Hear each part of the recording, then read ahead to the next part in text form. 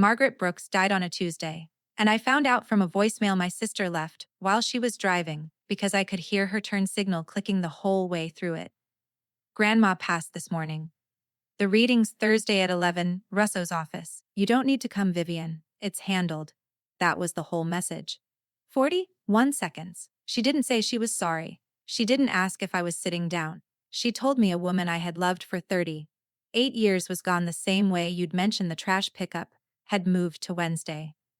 I stood in my kitchen with the phone pressed to my ear long after the message ended, listening to dead air, and the thing I noticed was the dish towel on the oven handle. The yellow one. I don't know why that's what stuck. The yellow towel, the hum of the refrigerator, and Sloane's turn signal clicking and never seeming to actually turn. My name is Vivian Brooks. I'm 38 years old. I live in Asheville, North Carolina, and I'm a hospice nurse. That means I have spent my whole adult life sitting beside dying people and the families they leave behind. I know what grief looks like. I have held the hands of strangers in the last hour they had. So I can tell you, with some authority, that what moved through me in that kitchen was not the clean grief I'd watched 100 times. It was older than that. It was the grief of a woman who had just lost the only person in her family who had ever truly seen her, and who had learned about it from the person who'd spent 13 years making sure she knew she didn't count. You don't need to come. It's handled. I played it twice more, not because I'd missed anything, because I wanted to be certain I wasn't softening it in my own memory the way I'd softened so many things over the years. I wasn't. The thing about my family is that the cruelty was never loud. It came folded inside ordinary sentences, so that if you ever tried to point at it, you'd be the one who sounded unhinged. You'd be the difficult one. And for 13 years, I had agreed to be the quiet one instead, because quiet was always cheaper than the fight. But Maggie knew. Maggie always knew. Before I tell you the rest, I want to stop for a second because I have a feeling some of you already know exactly what a phone call like that feels like. So tell me, honestly, where are you listening from today? The United States, the UK, Canada, Australia, somewhere I'd never guess in 100 years. And how are you doing, really? Have you ever been the one in your family that everybody needed, but nobody actually loved, the useful one, the one they called when something broke and forgot about the moment it was fixed? If that's you, write your country and your story down in the comments. I read them. I read every single one, and I answer as many as I can, because I believe these stories matter far more than people think. And if this one starts to get under your skin the way I suspect it will, go on and subscribe, because I am only just getting started.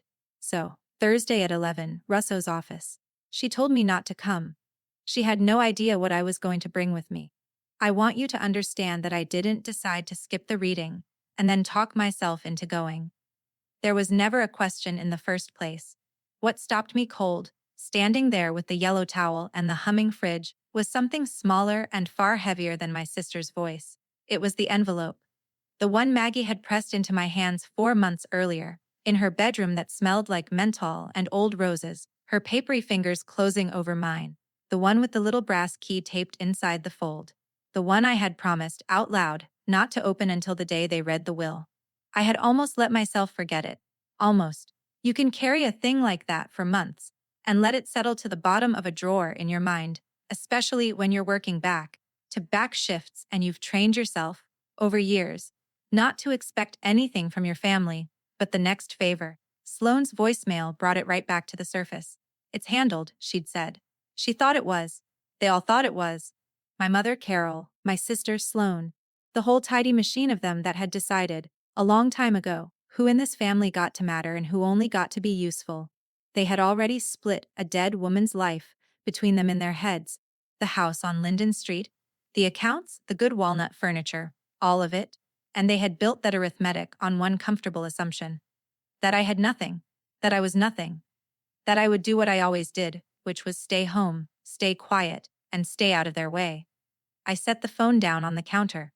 The screen still showed Sloane's name and the length of the call, 41 seconds, and I remember thinking that sounded about right. 41 seconds was roughly what I had been worth to them for 13 years. Then I walked to the bedroom, opened the bottom drawer of my dresser, and moved the folded sweaters aside until my fingers found it. Exactly where I'd left it. Thick, cream-colored, sealed, with my name written across the front in Maggie's slanted hand. Vivian. Just Vivian, not the girls. Not my granddaughters. I didn't open it that night. I'd made her a promise, and I am, if nothing else, a woman who keeps the promises other people forget they ever asked of her. But I held it for a long time in the dark, sitting on the edge of the bed with the streetlight cutting through the blinds in pale stripes across the quilt. And for the first time since the voicemail, I wasn't thinking about how cold my sister had sounded. I was thinking about Maggie's face that afternoon in her bedroom, the way she'd looked at me like she was handing over something far more dangerous than paper.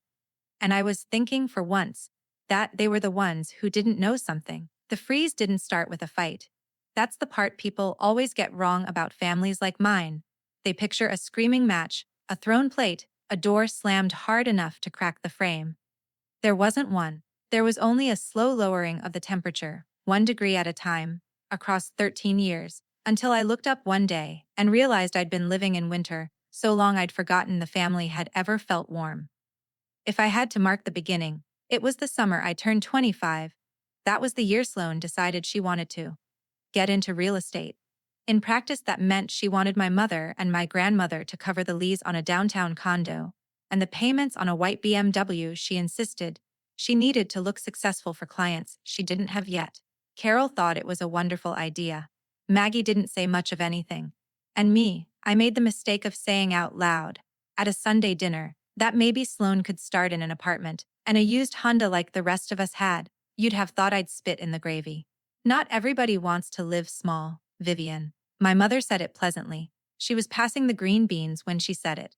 That was the entire argument. 9 seconds, maybe. Pleasant, and over before the beans reached me, and somehow I was the villain of it for years afterward. After that, the invitations got thinner. Not gone. Just thinner. I'd hear about the Easter brunch 3 days after it happened. My birthday in October arrived as a text instead of a call, and then some years not at all. When my mother had her knee replaced, I drove 4 hours and took a week of unpaid leave to nurse her through it. I emptied her bedpan. I learned her medication schedule down to the half hour.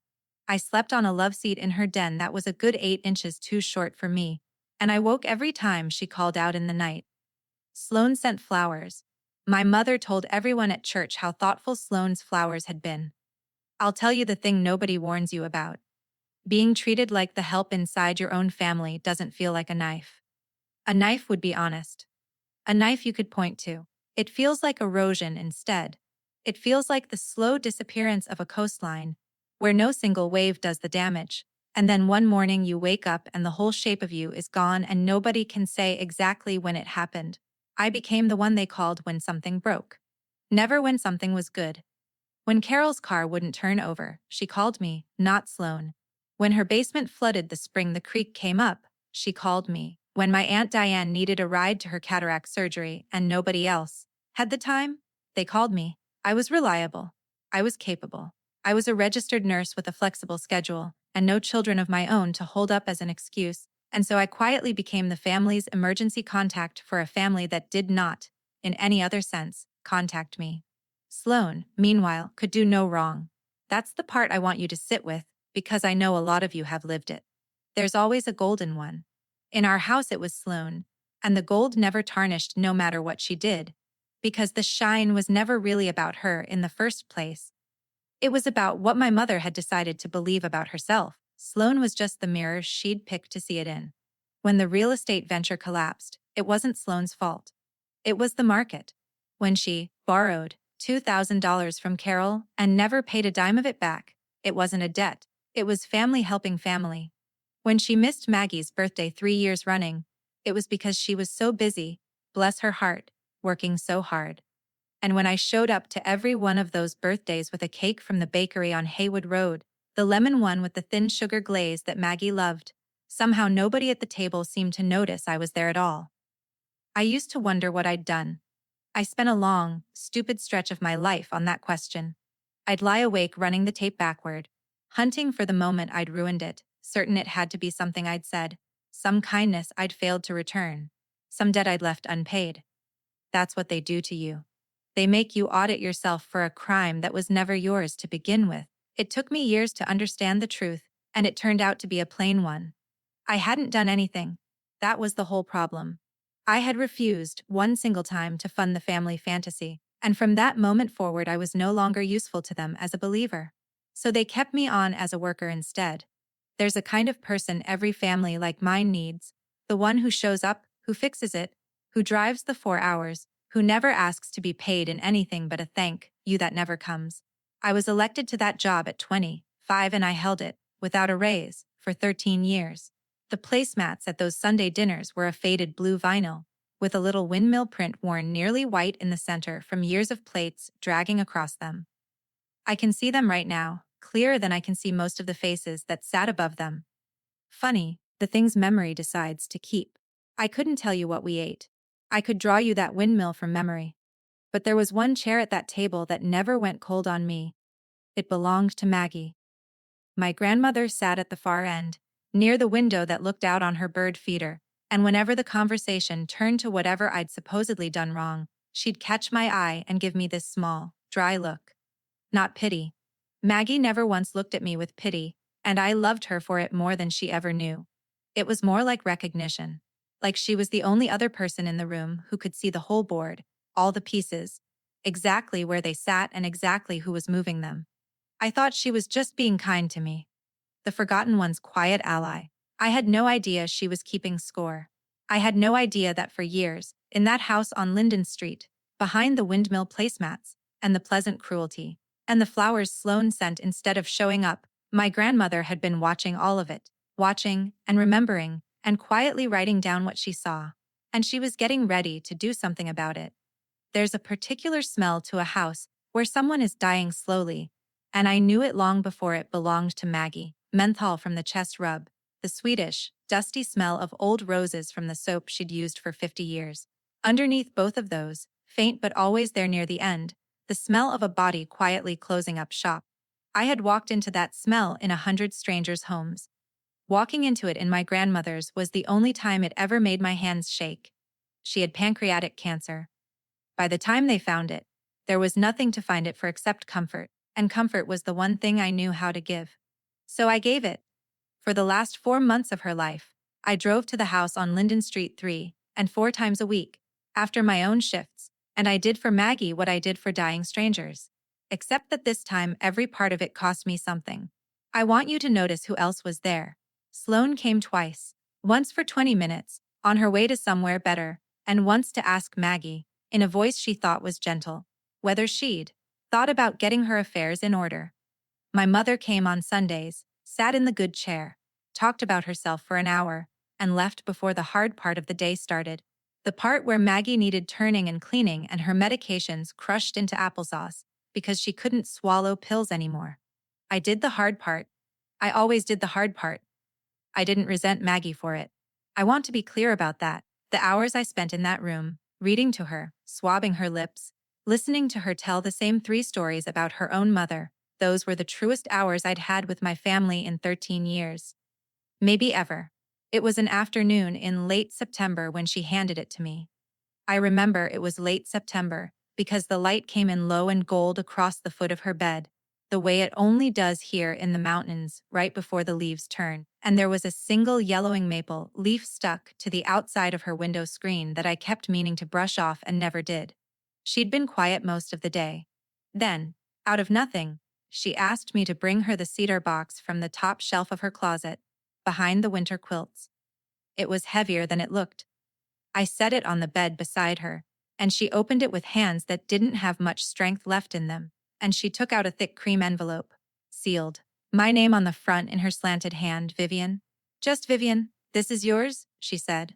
Not theirs, yours? I told her I'd keep it for her, thinking she meant for me to put it somewhere safe in the house. She shook her head, slow and certain. No, you take it home, and you don't open it. She gripped my wrist then, harder than I thought she could. Promise me, Vivian, you don't open this until they read the will. Not before. The day they all sit down at Russo's office, that's when you open it. You hear me? There was a little brass key taped to the inside of the fold. I could feel the shape of it through the paper. Grandma? What is this? It's the truth, she said, and the truth keeps better sealed. I'll be honest with you. I didn't push. I should have, maybe. But I had spent 4 months learning not to take anything from her that she wasn't ready to give, and there was something in her face that told me this was the same. So I promised. I said the words out loud, the way she wanted them said. I promise. I won't open it until they read the will. She let go of my wrist and sank back into the pillow like she'd set down something she'd been carrying a long way. Good girl, she said. You were always the one who kept your word.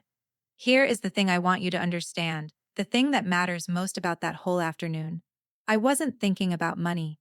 I swear to you I wasn't. I assumed, the way you do, that Sloane and my mother would get the house and the accounts, because that was simply the shape of the world I'd been living in for 13 years. The forgotten one doesn't sit around plotting an inheritance. The forgotten one stops expecting one. That's the whole point of being forgotten. So I took the envelope home. I put it in the bottom drawer of my dresser, under the folded sweaters, and I did exactly what she asked. I didn't open it. I didn't shake it. I didn't hold it up to the light.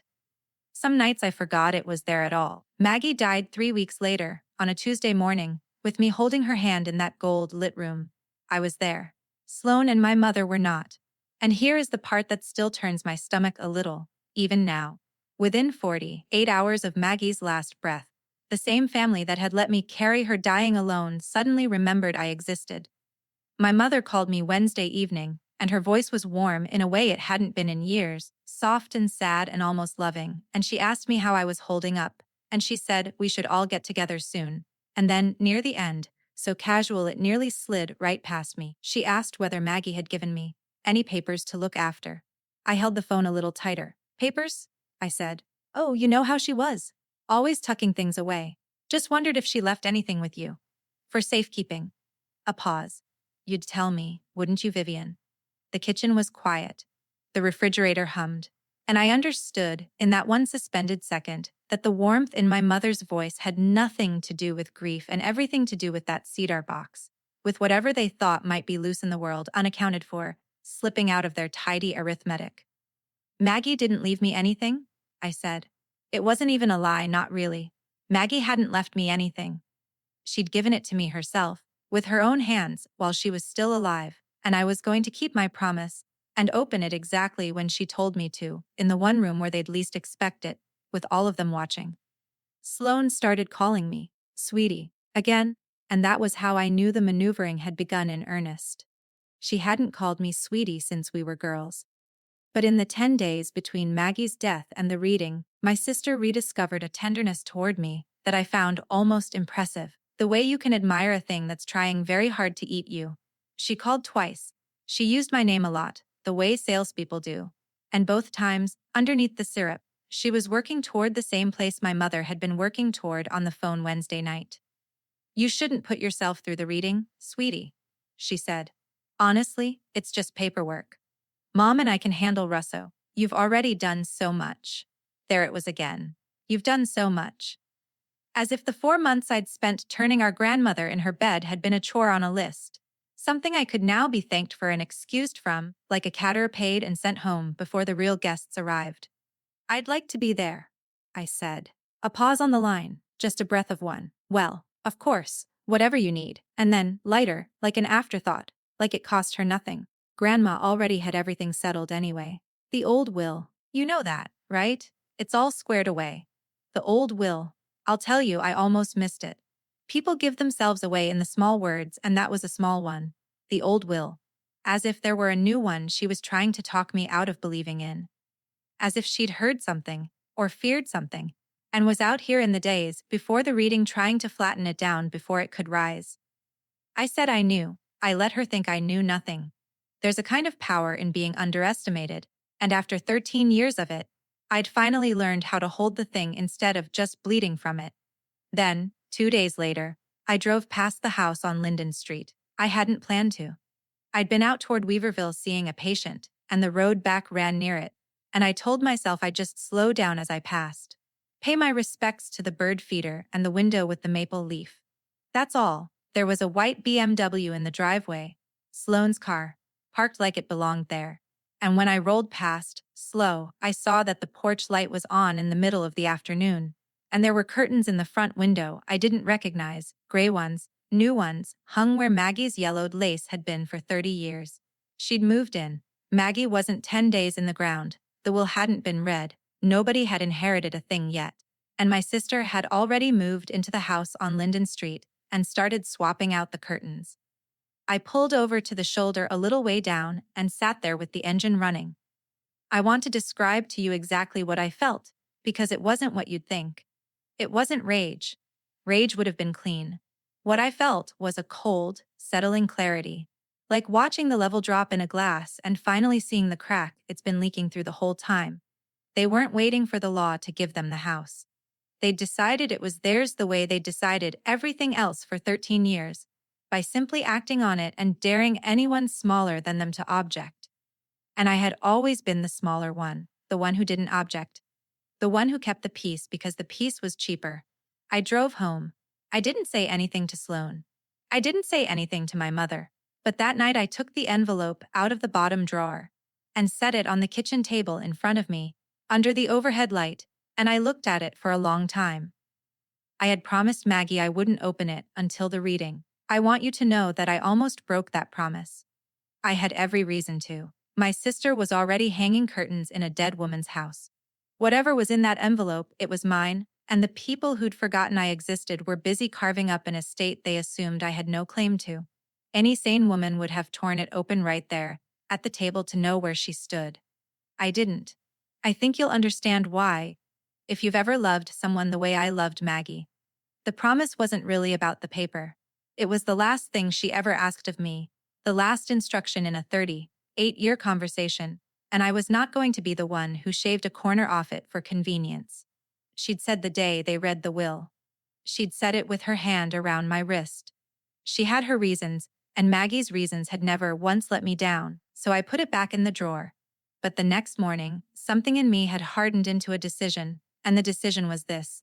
I was going to that reading, not for the money. I'd survived 13 years expecting nothing, and I could survive a lifetime more.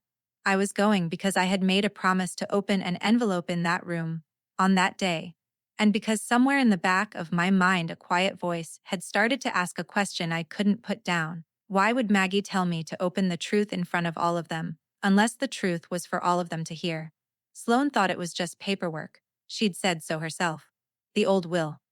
All squared away. She and my mother would walk into Theodore Russo's office Thursday at 11 with their grief arranged neatly on their faces, expecting to sign for a house one of them had already moved into, and they expected me, if I came at all, to sit in the corner where I belonged. I was going to sit in that room, and when Mr. Russo asked his questions, I was going to reach into my bag and take out a cream-colored envelope with a brass key inside, and I was going to keep the last promise I ever made to the only person who'd loved me, in front of every single person who never had. Theodore Russo's office was on the 3rd floor of a brick building downtown, the kind of old law office that still had real wood paneling and a coat tree nobody used, and a window air conditioner that rattled when it kicked on. It smelled like paper and burnt coffee. I got there 10 minutes early. They were already there, which told me they'd come together, which told me they'd talked first about what they'd say. My mother had dressed for it. Black, of course, but the good black.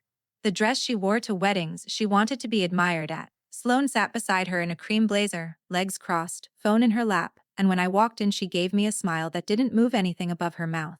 Vivian, you made it. Like I'd been invited. I did.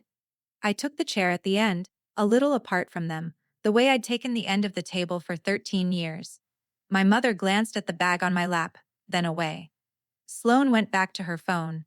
There was a plate of shortbread cookies on the credenza that nobody touched, going stale under the rattling air conditioner, and I remember staring at that plate because it was easier than looking at the two of them being comfortable. That was the thing I couldn't get over, sitting there. How comfortable they were.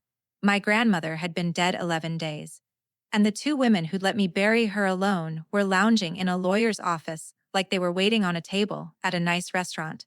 Sure of the meal, sure of the bill, sure of who was paying it. Sloane crossed and uncrossed her ankles. My mother asked Mr. Russo's assistant whether there was a parking validation. The grief I'd watched them perform on the phone had been left in the car, apparently, along with the umbrellas. Mr. Russo came in carrying a folder, and he was older than I'd expected, 70 at least. with reading glasses pushed up into white hair and a slow, deliberate way of moving that I recognized. I'd seen it in men who'd spent their lives watching families behave badly over money and had stopped being surprised by any of it. He sat. He opened the folder. He thanked us for coming, and he said how sorry he was. And he meant it, you could tell, which was more than I could say for half the room.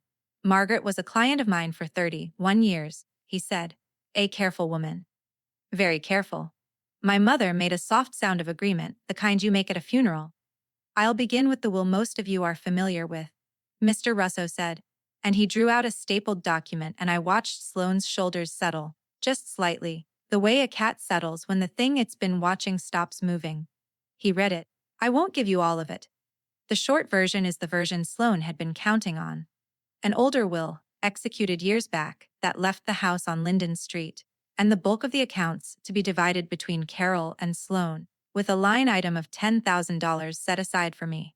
10,000, the forgotten one's portion, written down in legal language so there could be no mistaking it. My mother reached over and patted Sloane's knee. Sloane looked at me then, finally, and there was something in her face I'd spent 13 years on the receiving end of, and never had a name for until that exact moment. It wasn't triumph quite. It was permission. She was giving herself permission to feel sorry for me, the poor useful sister, getting her 10,000 and her place in the corner. Now, Mr. Russo said. He set the stapled will down. He took off his reading glasses, folded them, and laid them on top of the folder, and the small click of the plastic against the wood was the loudest thing in that room. I'm obligated to tell you, he said, that Margaret left a supplementary instruction. She executed it 14 months ago. It's held separately, and it's held by another party, not by this office. He looked, for the first time, directly at me. She was specific that it not be discussed until everyone was present. The air conditioner rattled and went quiet. What supplementary instruction? My mother said. The warmth was gone from her voice. Just like that, 11 days of grief, and it took one sentence to strip it off her. Held by whom? Sloane said, and she'd sat up straight, and the phone had gone face down in her lap. What other party, Mr. Russo? The will is the will. We've all seen it. The will is the will, he agreed. And a properly executed supplementary instrument modifies it. That's the law in this state. He said it without heat. He'd clearly said it to a great many panicking families across that same desk. Margaret indicated that one of you was holding documents on her behalf. To be produced today, in this room, he looked around at us, mild as milk. Is anyone here holding anything for Margaret? I felt my mother turn to look at me. I felt Sloane turn too. They turned at the same moment, both of them, on instinct, because in 13 years of treating me like furniture they had never once stopped relying on me to be the one carrying the thing nobody else wanted to carry. The bag was already in my lap. My hand was already inside it. I want you to understand that my hand was not shaking. That surprised me, later, when I thought back on it. For 13 years I had walked into rooms with my family braced for the small cold cut of being made smaller. I had learned to make myself quiet, to make myself less, to keep the peace because the peace was cheaper. And here, in the one room that mattered, with both of them staring at me and the cookies going stale on the credenza, and the old lawyer waiting with his glasses folded on the desk, my hand was perfectly steady.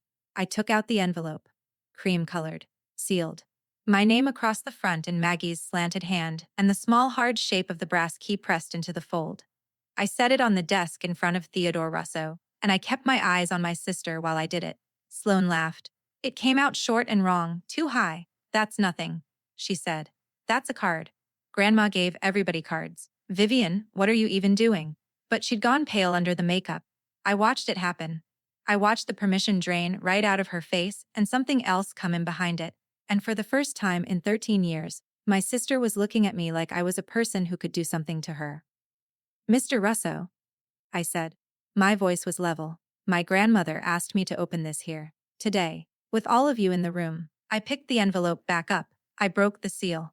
I need to flag something before I continue. Your formatting instructions call for one section at a time with exact word counts.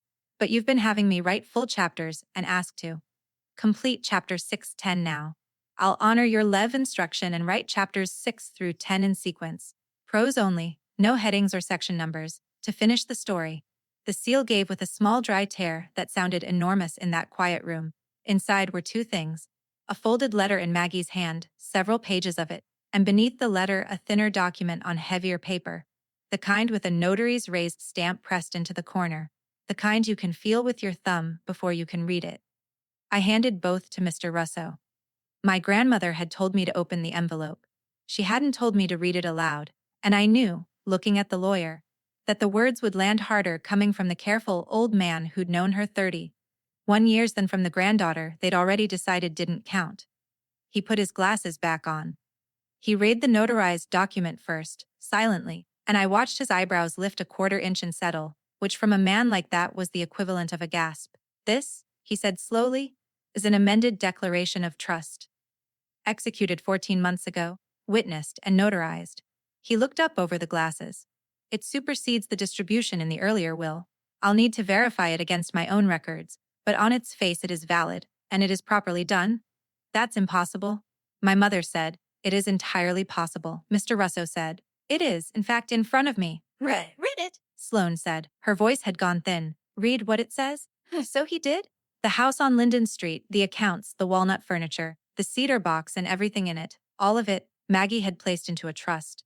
And the sole beneficiary of that trust, named in plain legal language that left no room for the soft cruelty my family specialized in, was me. Vivian Brooks. Not divided, not shared, mine. The room went so quiet I could hear the window unit's compressor ticking as it cooled. Then Mr. Russo picked up the letter, and he asked me, gently, if I wanted him to read that too. I said yes. I'd waited 14 months without knowing it. I wanted to hear her. He read it in his slow, even voice, and it was Maggie, every word of it, dry and clear and unsentimental until the parts where she let herself not be. She wrote that she had watched. That was the word she used. I have watched, for 13 years, the way this family decided what you were worth. She wrote that she'd seen me passed over and called on, forgotten and used, and that she'd stayed quiet too long because she'd hoped Carol would come to her senses. And that hope had been her own cowardice, and she was sorry for it. She wrote that the 4 months I spent at her bedside had only confirmed what she'd known for a decade, that I was the one who showed up, and that showing up was the only currency that had ever meant anything to her. She wrote, they will tell you I was confused at the end. I was not. I was the clearest I have ever been in my life. I want you to remember that when they say it, because they will say it. Across the desk, my mother's mouth had gone tight and white. Sloane was very still. And then Mr. Russo turned to the last page, and his voice slowed, and I understood we'd come to the part that wasn't only about me. There was more, my grandmother wrote, that the family needed to hear out loud, because she was tired of paying for silence. For 6 years, she wrote, money had been going out of her accounts that she had not authorized. Small amounts at first. Then not small. She had said nothing because the person taking it was her own granddaughter, and she had kept hoping it would stop. It had not stopped. So she had done what I, of all people, should have known she'd do. She'd documented it, every transfer, every withdrawal. Bank statements going back 6 years, highlighted and dated, were in a folder in the cedar box, and the brass key in my envelope opened the lockbox inside it. Mr. Russo set the letter down. That accounts, he said carefully, for the key. I looked at my sister. I had spent 13 years wondering what I'd done to deserve the cold. And the answer, the whole time, the real answer, was sitting 2 chairs away in a cream blazer, pale as the cookies on the credenza, having funded a downtown condo and a white BMW in a successful, looking life out of a dying old woman's savings. Sloane stood up. She was confused. My sister said, you heard nothing. That's a sick woman's fantasy, and Vivian forged the rest. Look at her. She's been planning this. She was alone with Grandma for months. There it was. Exactly the word Maggie said they'd use. Confused. Sit down, Sloane. Mr. Russo said, and there was no heat in it, which made it worse. The trust is notarized by my colleague across the hall. The witnesses are named. As for the financial records, those are not my grandmother's fantasy. They are the bank's own statements, and the bank keeps its own copies, and any court that wants them can subpoena them in an afternoon. The Sloane did not sit down. She turned on me instead, and the syrup was gone, sweetie was gone, 13 years of pleasant cruelty cracked open, and what came out was ugly and loud. You think this makes them love you? She said. You think a house makes you one of us. You were always the help, Vivian. Grandma was just too far gone to see it. I didn't raise my voice. I want you to know that. After everything, I never once raised my voice in that room. She saw everything, I said. That was the problem. You all forgot she was watching, the same way you forgot I was. My mother had not moved. She was staring at the desk. At the highlighted reach of 6 years, she could not pretend not to understand. And I realized she'd known. Maybe not the amounts. But she'd known enough not to look. Because looking would have cost her the daughter she'd chosen, and she'd rather have lost the one she hadn't. It was my Aunt Diane who broke the silence. I'd forgotten she was even in the room. She'd come in quietly behind me, the aunt I'd driven to her cataract surgery, the one nobody else had time for, and she'd taken a chair against the wall and said nothing through all of it. Now she stood, and her voice shook, but she got the words out. Margaret told me, Diane said. 2 years ago. She told me what Sloane was doing, and she told me what she meant to do about it. And she asked me would I back up Vivian when the day came, and I said I would, and then I lost my nerve, because that's what this family does to a person. She looked at me, and her eyes were wet. I should have called you years ago, honey. I watched them do it to you and I said nothing. I'm saying it now. Every word she wrote is true. I'll swear to it anywhere they like. I cannot tell you what it did to me, after 13 years, to have one person in that family stand up in a room and say I'm saying it now. For so long I had believed I was the only one who saw it. To learn that someone else had been watching too, that I had not imagined the slow erosion of myself, that there was a witness, undid something in me that I'd been holding clenched for over a decade. Sloane was still talking. Forgery, manipulation, a sick old woman, a scheming sister. The words kept coming and they kept landing on nothing, because the room had already turned, the way a room does, all at once and quietly, and everyone in it but her could feel it. Mr. Russo gathered the pages. Mrs. Brooks. He said to my mother, not unkindly, I'd suggest you and your daughter retain your own counsel. The trust is sound, the house belongs to Vivian, and the financial documentation raises questions that, frankly, are no longer mine to resolve. He paused. I'd also note, for the record, that the property has apparently been occupied without authorization since the date of death. That will need to be addressed. Sloane sat down then. Finally. All at once, like something had been cut. I stood in the hallway afterward, by the unused coat tree, and the world had the strange thinned-out quality it gets after something true has finally been said out loud. Aunt Diane held both my hands. My mother walked past us to the elevator without a word, and Sloane followed her, and neither of them looked at me, and I understood that this was the last version of them I would ever really have to carry. In the weeks that followed, the practical truth set in slowly, the way it does. Mr. Russo walked me through it without drama. The trust was valid. The house on Linden Street was mine, free and clear, and Sloane had 30 days to remove herself and the gray curtains and the white BMW from a driveway that had never belonged to her. The bank statements told their own story, 6 years and just over $130,000 of it. And what I chose to do with that was, the lawyer said gently, entirely up to me. I could pursue it. I could let it go. The law would wait while I decided. My mother called once during those weeks. She'd found the warmth again. It's astonishing how fast people find the warmth again when you're the one holding the deed. She cried on the phone. She said families shouldn't tear each other apart over money, that Maggie would have wanted us together, that I was the strong one, the steady one. Surely I could find it in my heart to let this go and bring everyone back to the table. The table with the windmill placemats. The table where I'd sat at the cold end for 13 years. You want me to heal the family, I said. Yes. You always were the one who could. And there it was, one last time. The job I'd been elected to at 25. Fix it. Show up, carry the thing nobody else would carry. And ask to be paid in a thank you that never came.